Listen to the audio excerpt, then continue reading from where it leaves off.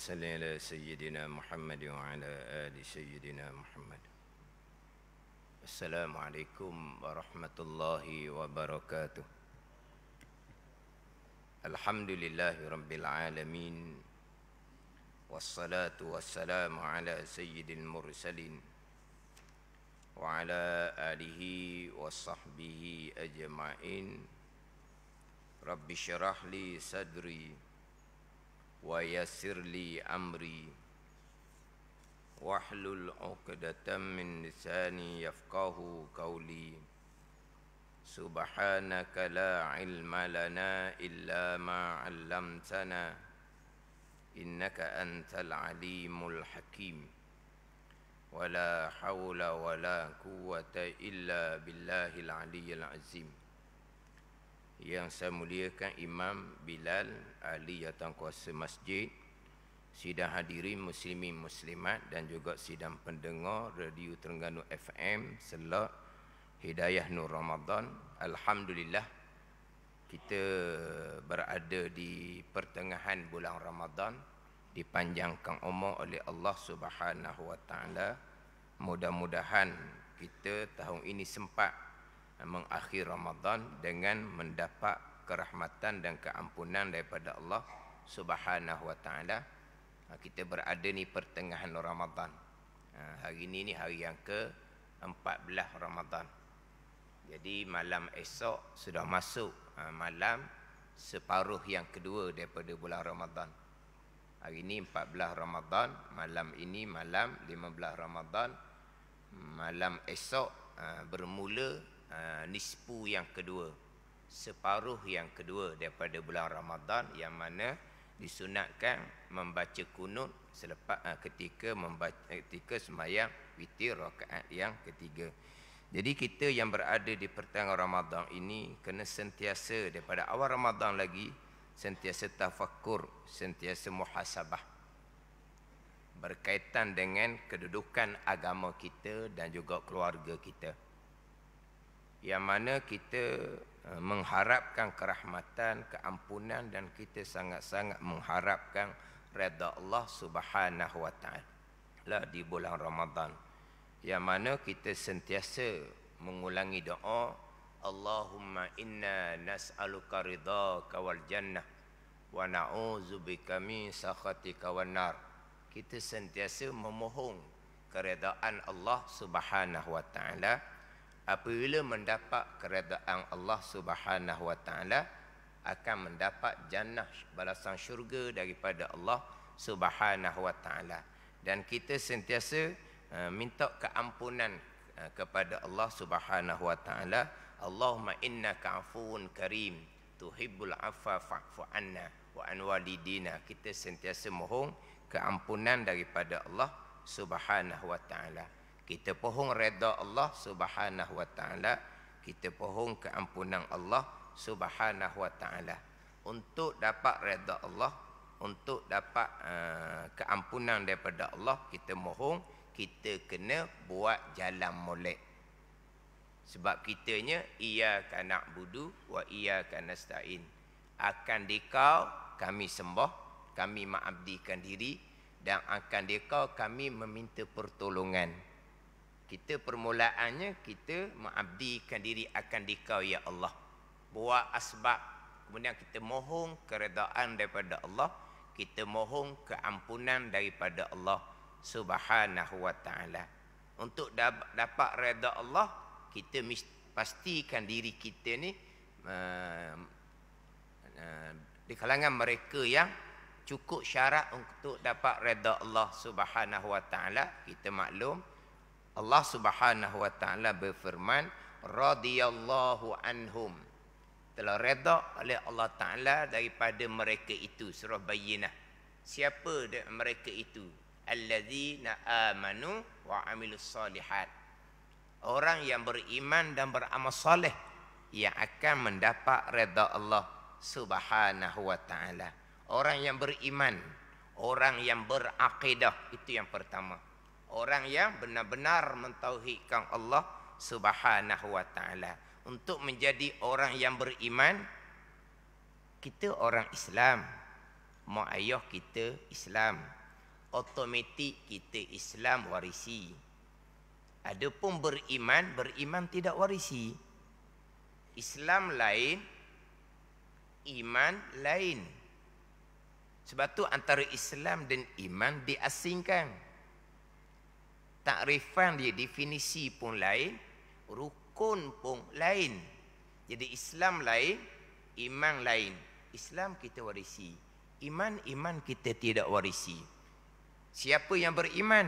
Yang melengkapkan enam rukun iman. Ini orang yang beriman. Nak sah beriman dengan Allah, setakat manakah untuk sah beriman dengan Allah? Nak sah beriman dengan malaikat, setakat manakah untuk sah beriman dengan malaikat? Yang terakhirnya, beriman dengan qada dan qadar Allah. Setakat manakah untuk mengesahkan kita beriman dengan qada dan qadar Allah, untuk menjadi mereka yang beriman. Itu yang pertama. Dan mereka yang beramal soleh untuk dapat redha Allah Subhanahu wa taala. Mereka yang beramal soleh ni taat zahir, taat batin. Meninggalkan maksiat zahir, meninggalkan maksiat batin. Itu mereka yang beramal soleh. Bukan hanya zahir taat, berpuasa, tapi hati tidak taat. Riak, ujub, takabur, hasad, haram, dosa besar, mewajibkan neraka jika tidak diampuni oleh Allah Subhanahu wa taala. Itu bukan orang yang beramal soleh. Walaupun berpuasa Ramadan, walaupun solat 5 waktu, tetapi mengekali sifat-sifat yang diharamkan, dosa besar yang wajib neraka jika tidak diampuni. Itu bukan mereka yang beramal soleh. Orang ini tidak akan dapat redha Allah Subhanahu wa taala walaupun berada di bulan Ramadan. Bahkan lebih kemurkaan daripada Allah. Sebab di bulan Ramadan, di bulan suci, tetapi hati mengekali sifat-sifat yang diharamkan oleh Allah Subhanahu wa taala. Kalau orang di bulan Ramadan meneruskan perbuatan berjudi, minum arak, teruk sangat. Bulan lain pun berjudi, minum arak, teruklah sebab dosa besar. Tapi masuklah Ramadan, teruk lagi. Macam mana dengan masuklah Ramadan, kekal, riak, ujub, takabur, hasad. Ini bukan mereka yang beramal soleh. Tidak akan dapat redha Allah Subhanahu wa taala walaupun berada di bulan Ramadan. Tambahan pula, tidak tidak lengkap keenam rukun iman, bahkan berakidah dengan akidah yang terpesong, terutama sekali bab qada dan qadar Allah Subhanahu wa taala. Bukan hanya amal-amal sunat dalam Ramadan, bahkan puasa Ramadan 9 waktu sekalipun tidak akan diterima oleh Allah Subhanahu wa taala kalau Ramadan berserta dengan akidah yang salah, akidah yang terpesong. Pembicaraan dalam kitab tauhid berkaitan dengan akidah yang salah, berkaitan dengan akidah yang terpesong dalam kitab-kitab tauhid sifat 20, bukan bicara penyembah berhala. Itu orang kafir betul benar dah. Hak bicara mereka yang berakidah dengan akidah yang salah, berakidah dengan akidah terpesong, ada di kalangan orang-orang Islam. Berakidah dengan akidah yang salah, akidah terpesong, maka Ramadan, puasa, zakat, haji sama sekali tidak diterima oleh Allah Subhanahu wa taala. Jadi untuk dapat redha Allah Subhanahu wa taala, beriman dan beramal soleh. Untuk beriman dan beramal soleh, pastikan lengkap fardu ain tauhid untuk menjadi orang beriman, dan fardu ain fiqh dan tasawuf serta amal untuk menjadi orang yang beramal soleh. Untuk dapat redha Allah Subhanahu wa taala, bila dapat redha Allah, maka dapatlah syurga Allah Subhanahu wa taala. Kita mohon keampunan daripada Allah Subhanahu wa taala. Kita mohon keampunan serta kita menjalani jalan taubah. Kita mohon keampunan serta kita menjalani jalanan taubah. Kalau kita mengharapkan kita memohon keampunan, kita mengharapkan keampunan tetapi tanpa menjalani jalan taubah, dalam kitab Penuh Bahati mengatakan sehabis-habis bodoh. mengharapkan keampunan Allah, tetapi tanpa menjalani jalan taubah, sehabis-habis bodoh. Sebab kita mohon keampunan daripada Allah serta kita menjalani jalan taubah yang wajib ijma' ulama, yang ianya adalah perintah Al-Quran dan perintah hadis Nabi sallallahu alaihi wasallam. Kita mengharap serta kita menjalani jalan dia. Sebab tu dalam kitab Minhajul Abidin bicara bab mengharap dimulai dengan apabila betul bagimu jalan. Betul bagimu jalan. Yang pertama, betul jalan akidah, jalan iman. Yang kedua, betul taat zahir. Puasa dengan ilmu fiqh comel. Semayang dengan ilmu fiqh comel. Serta taat batin. Meninggalkan masalah zahir dan batin. Betul jalan. Barulah mengharap akan keampunan, kerahmatan, keredaan daripada Allah Subhanahu wa taala. Jadi mengharapkan keampunan Allah, kita wajib menjalani jalan taubah. Ramadan mengampuni dosa. Puasa Ramadan mengampuni dosa. Sembahyang 5 waktu mengampuni dosa. Wuduk kita mengampuni dosa. Membaca Al-Quran kita mengampuni dosa. Zikir mengampuni dosa. Tetapi dosa-dosa kecil yang tidak berkait dengan anak Adam. Dosa besar, dosa dengan anak Adam manusia wajib melengkapkan rukun taubah. Wajib melengkapkan rukun taubah. Apa dia rukun taubah? Pokok pangkalnya balik kepada ilmu. Apa dia syarat taubah? Apa dia rukun taubah? Balik kepada ilmu. Sebab tu dalam kitab Minhajul Abidin, Imam Ghazali rahimahullahu ta'ala membicarakan bab taubah selepas daripada membicarakan bab ilmu. Dalam kitab Minhajul Abidin, dia ada 7 aqabah dalam kitab Minhajul Abidin, 7 bonggok, 7 peringkat.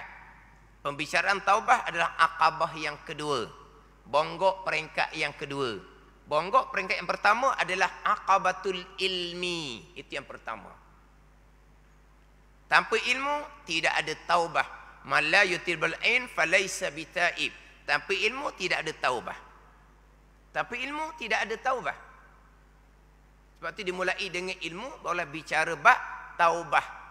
Sehingga kan jauhnya ilmu, jauhnya daripada ilmu fardhu tasawuf, taubahnya apa? Taubahnya perbanyakkan istighfar. Taubahnya apa? Taubahnya semayang sunat taubah. Itu dia taubah. Itu dia taubah. Terkadang ditanya persoalan, apakah ia taubah nasuha? Persoalan, apakah ia taubah nasuha? Sebab ada yang orang faham, taubah ni perbanyakkan istighfar. Taubah ni semayang sunat taubah. Maknanya kita panggil apa ni? Di permulaan bicara taubah pun tak lepas dah. Taubah ni dalam kitab tasawuf, pembicaraan taat batin.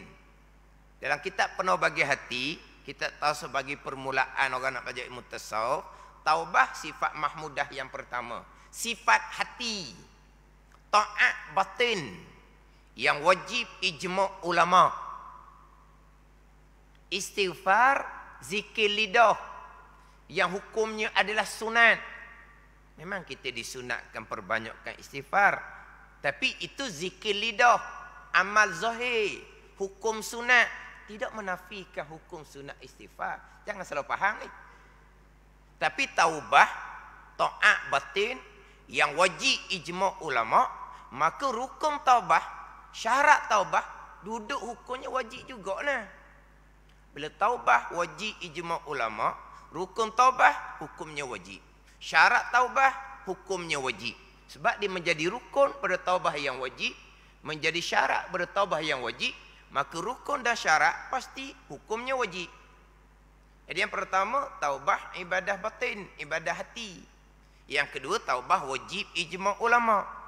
Istighfar adalah zikir lisan, ibadah zahir yang hukumnya sunat. Itu bukan dia rukun taubah.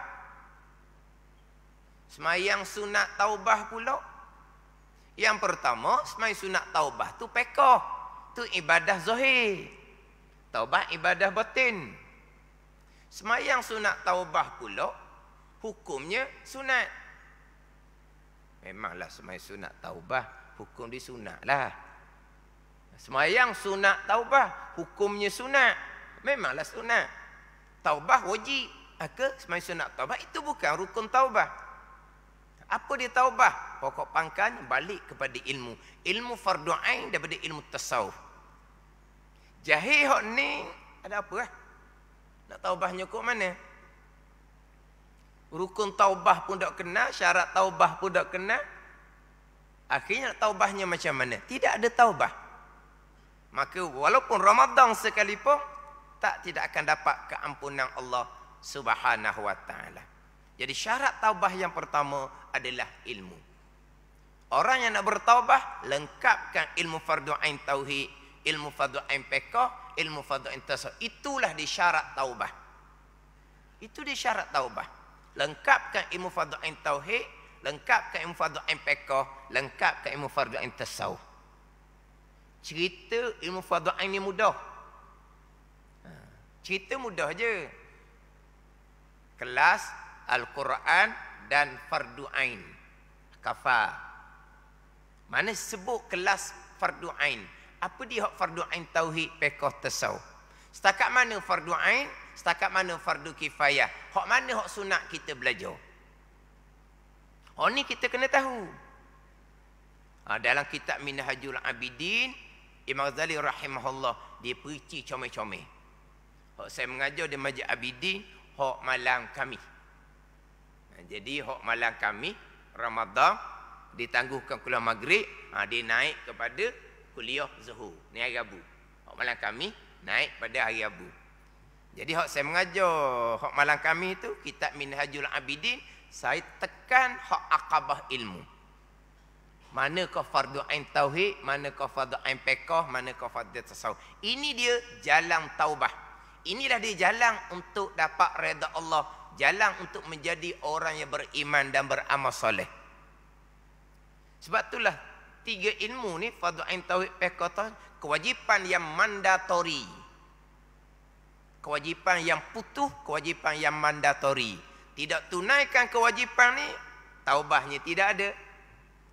Jalan untuk redha Allah di kalangan beriman soleh pun akan tidak ada tanpa dimulai dengan ilmu fardu ain tauhid, fiqh, tasawuf. Setakat mana fardu ain tauhid, fiqh, tasawuf? Ini kita bicara atas kita sendiri. Ilmu yang sama kita wajib ajar pada anak kita sebelum anak kita balik, ilmu yang sama. Tapi kalau kita mengekali jahil fardu ain, anak kita pun kita tidak ajar mereka ilmu fardu ain. Sekolah ajar dah ilmu agama. Kita semua sekolah belaka. Kita fahamlah. Di sekolah ni ilmu fardu ain tauhid, fiqh, tasawuf, lepas ke tak lepas kita tahulah tak akan ke mana. Tambahan pula sekolah dengan matlamat duniawi, bukan matlamat ukhrawi.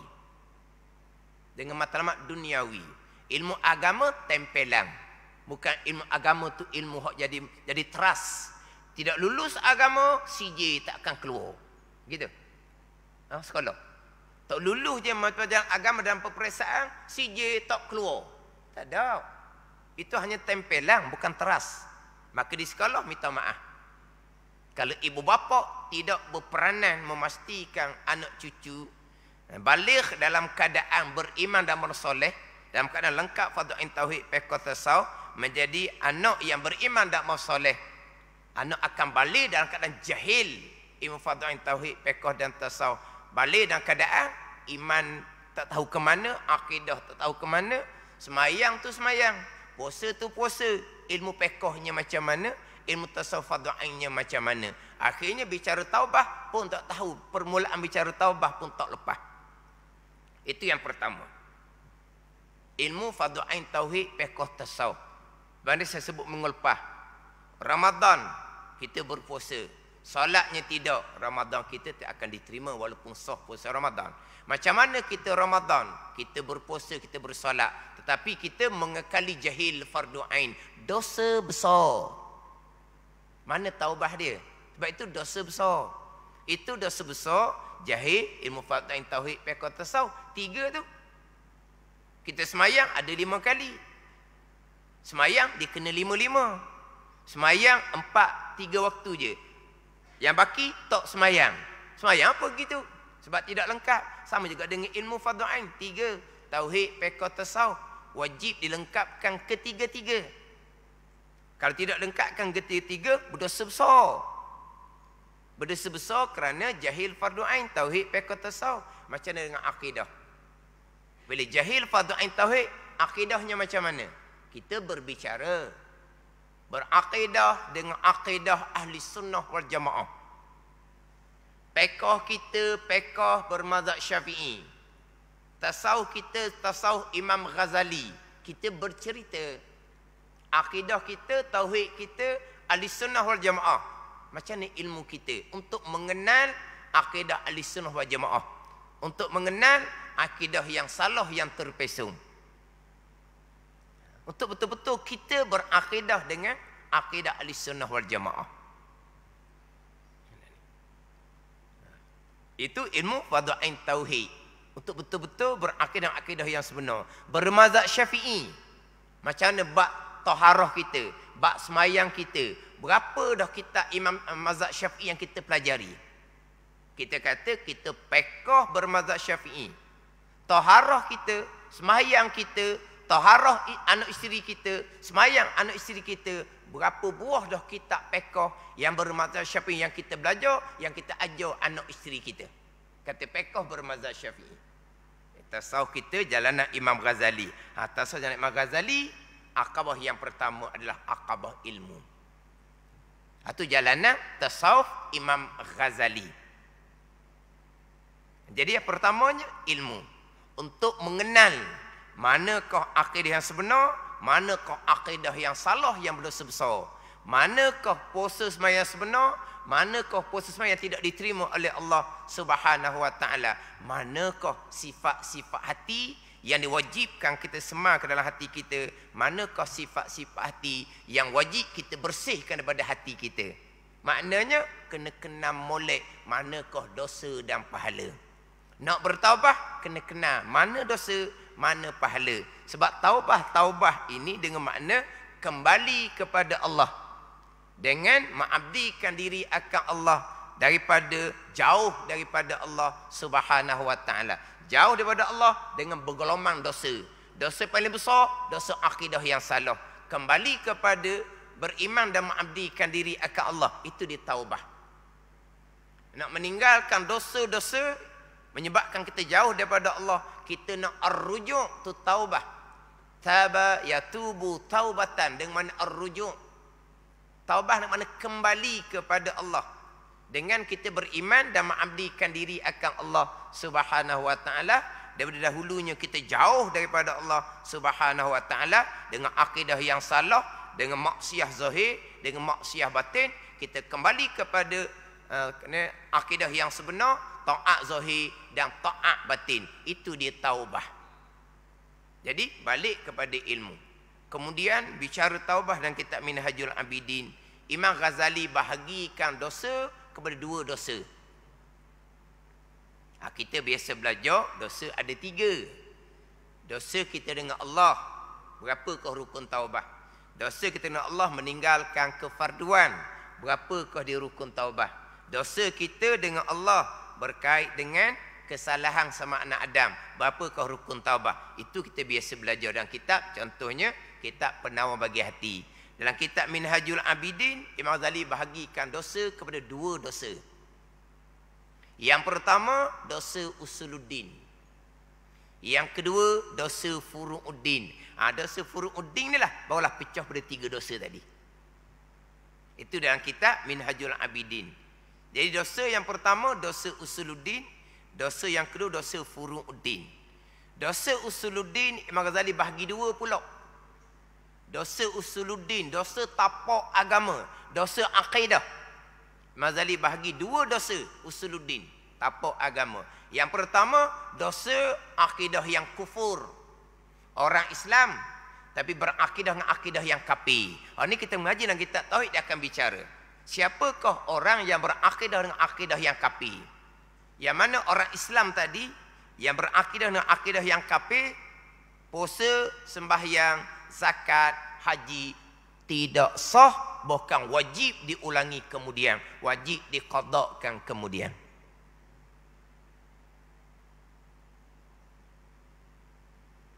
Kalau akidah yang salah, yang kafir, puasa tidak sah, sembahyang, zakat, haji tidak sah, bertaubat kemudian wajib kena qada habis. Itu yang pertama, dosa usuluddin, dosa hak pegangan yang kafir. Dosa usuluddin yang kedua, pegangan yang berdosa besar. Pegangan yang dipanggil pegangan yang fasik lagi mubtadi'. Ini pegangan Mu'tazilah, pegangan Qadariyah ke Jabariyah ke, pegangan-pegangan yang terpesong. Hak fasik lagi mubtadi'. Hak pegangan yang dosa besar ni yang tidak hukum kafir, puasa sah, sembahyang sah, zakat haji sah, tapi sama sekali tidak akan diterima oleh Allah Subhanahu wa taala. Yang dalam kitab Minhajul Abidin, Imam Ghazali menyatakan terkadang berpegang dengan akidah yang terpesong, maka ibadah yang kamu lakukan jadi debu yang bertaburan, sama sekali tidak akan diterima oleh Allah Subhanahu wa taala. Itu dosa usuluddin. Barulah pergi pada dosa furu'uddin, dosa cabang agama. Barulah pecah kepada 3. Dosa kita dengan Allah, contohnya berjudi, minum arak, riya, ujub, takabur. Dosa dengan Allah tu yang kedua, meninggalkan kefarduan. Dahulu tinggal puasa masa muda-muda, tinggal semayang, zakat ada tak bayar. Itu dosa dengan Allah, meninggalkan kefarduan. Yang ketiga, dosa yang berkait dengan anak Adam. Sama ada pada agama anak Adam, pada harta anak Adam, pada diri, pada ma'ru'ah, pada kehormatan anak Adam. Dia ada 5. Itu dosa furu' agama, pecah pada 3 dosa. Kemudian rukun taubah pula. Dosa dengan Allah, berapakah rukun taubah? Dosa dengan Allah kerana meninggalkan kefarduan, berapakah dia rukun taubah? Dosa dengan Allah yang berkait dengan sama anak Adam, berapakah rukun taubah? Ini semua ilmu-ilmu yang wajib fardu ain kepada kita. Jadi untuk tengah hari ini sebagai pengulangan, untuk ilmu yang kita sentiasa mempelajari. Tapi kalau hak pembicaraan hak rukun taubah, pembicaraan bab dosa-dosa pahala, bab ilmu fardu ain, kita pun masih lagi tak tahu kepala ekor orang panggil. Hak tu kita kena bertaubat dengan Allah, kembali kepada ilmu. Pastikan kita menggunakan masa yang kita ada untuk mempelajari ilmu fardu ain, tauhid, fiqh, tasawuf. Dengan sekarang tidak ada alasan kesibukan, sebab sekarang ni langit terbuka. Mana-mana tempat pengajian, satu dunia boleh ikuti. Allah Ta'ala jadikan kehidupan kita ni sibuk kitanya. Tapi Allah Subhanahu wa Ta'ala buka jalan kepada kita, dengan mudah je kita mempelajari. Atas kita nak ke tak ambuh. Itu kewajipan mandatori. Kita tidak memulai belajar manfaat tauhid, fiqh, tasawuf, kita dudukkan dosa besar, malaikat akan catat dosa besar setiap saat. Walaupun zahirnya kita beribadah, tapi ibadah orang yang jahil fardu ain, tauhid, fiqh, tasawuf tidak akan diterima oleh Allah Subhanahu wa taala. Tidak ada harapan. Yang ada hanyalah angan-angan kosong.